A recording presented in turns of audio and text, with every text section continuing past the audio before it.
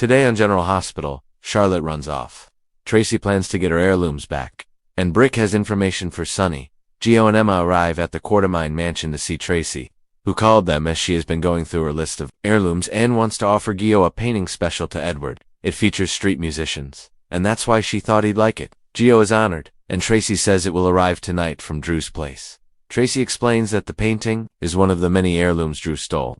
Nobody is at Drew's house tonight, so she hired movers to pack up their stuff and return it to them. Tracy then gets a call from the movers, who can't do the job because of the impending storm. Tracy is furious, as this was their only window of opportunity. The Q's matriarch decides to go pack them up herself, and Gio and Emma offer to help her at Joss' place. She asks Brick how one could cut power to all of Spoon Island, which causes him to choke on the drink she offered him. Joss claims this is for a class on natural disasters, and Spoon Island was presented as a case study, in which its power was shut down to protect the mainland electrical grid from an overload. Brick explains how difficult it would be to go about doing so, but tells her how to do it, though is clearly suspicious of the young woman. At the Metro Court, Carly excuses herself from Jack to say hello to Lulu and Charlotte, who arrive for dinner. Jack then makes a call and orders someone to the Metro Court. Carly checks in with Lulu and Charlotte, and Lulu excuses herself to take a call. Charlotte seizes the opportunity to try to come up with an excuse to visit Carly and see her dad again, but Carly fears it would be too risky. Lulu returns and says the storm is hitting faster than they expected, and Nathan had to pull the officer watching, as all hands are needed. Lulu also suggests they get headed home, but Charlotte worries about her horse. Lulu asserts her horse will be fine in the Quartermaine stables. Charlotte excuses herself to use the restroom. Meanwhile, Nina meets with Jack, who orders her to go see Charlotte and pump her for information about Valentine. Nina claims she tried, and the girl knows nothing. Jack threatens to make the evidence against Willow reappear, and while double jeopardy prevents her from being retried, it will give Michael leverage to keep her kids away from Willow. Nina relents, and says she'll talk to Charlotte again, but not today, as it will be difficult to get her away from her mother. Unfortunately, Charlotte is right around the corner and overhears all of this. Jack returns to sit with Carly. As more customers head out, Carly thinks she should close early. Jack suggests she wait the storm out with him in his room, but she says she has Donna to take care of. Nice save. Donna should get extra cookies. They're interrupted by a panicked Lulu, who can't find Charlotte anywhere. She fears Valentine may have gotten to her. As Jason believes Sidwell and his partner are forcing Britt to push him away, that they have the medication she needs to keep her Huntingtons under control. Sunny worries that, given Britt's history, she may not be a victim but rather is in on everything. Jason doesn't believe so, but knows he needs to take precautions. That's when Brick arrives with news for both Sunny and Jason. After following some new leads, he believes the WSB was behind the 2 attempts on Sunny's life last year. Sunny asks if it was Jack, but Brick's sources don't point to him, but to someone else. So, Cullum.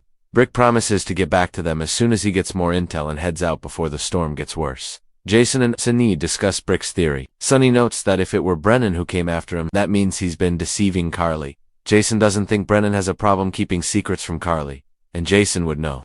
At Windermere, Lucas asks why Britt is here and what it is she needs to get over. Britt reminds him that Sidwell wanted to offer her a job as his personal physician, so now that she is a doctor again, she accepted the offer as she needs the extra money. As for her statement, Marco summoned her as he wasn't feeling well, but then became squeamish over her examining him. Lucas is not sold, as Britt was supposed to be getting supplies for her mom before the storm hit, and Marco has a boyfriend. For a doctor. At that moment, Sidwell and Ava walk in, surprised to see that Marco has a guest. Marco fills his father in on the cover-up lie to explain Britt's presence, and Ava also wonders why Britt is needed when Lucas lives here. Britt cuts him off and says she needs to get this exam over, and pulls Marco away. Lucas confides in Ava that he doesn't like Britt hanging out with Marco, and something feels off. Sidwell interrupts them and says he happened to run into Carly today, who misses Lucas terribly. He assured her that Lucas and Marco are happy, and offered her an open invitation to visit. Lucas isn't thrilled to hear this, and says Sidwell has no idea how much crazy he invited into his home. Marco and Britt soon return, and Britt says Marco is fine and overreacted. Britt decides her work is done, so she should go, but Sidwell feels it's best she stays, what with the storm getting worse. Lucas is certain that Britt can get home safely if she leaves now, so Sidwell says he'll see her to the docks.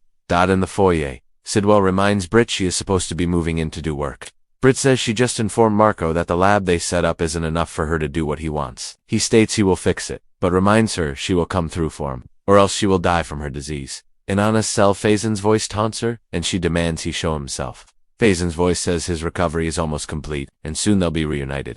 Faison prizes her brilliance, as she was the first to figure out he was behind the 5 poppies and Britt and Nathan's resurrection. Anna asks And Peter, did he really visit me? Faison asks, what do you think?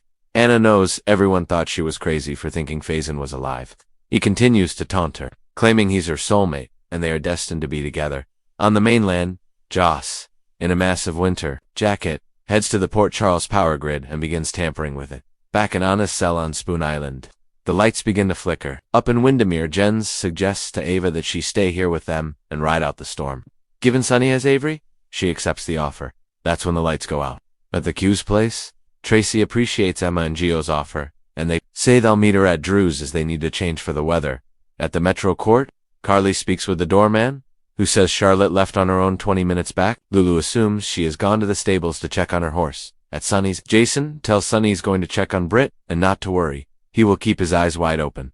On the pier, the storm is hitting, and Joss checks out Windermere through binoculars and sees that the power is out. That's not a castle. Did Sidwell completely overhaul the entire place? Or what? On Spoon Island, Sidwell reveals that the power is out across the entire island, and the generator isn't enough to heat more than a few rooms, so they should probably get to the mainland for safety. Marco takes his dad aside to remind him of their other guest. Sidwell tells his son not to worry, as they won't be alone. In Anna's cell, she freaks out when it goes dark and asks what is happening. That's when the door to her cell opens, and a man walks in. From the back, he looks like Faison, or Pascal in a really bad wig. On the next General Hospital, Lulu asks Nathan for help finding Charlotte, and Charlotte vents to Danny that her dad put his trust in a traitor. Plus, get more spoilers for all the soaps for Wednesday, January 28th, right here.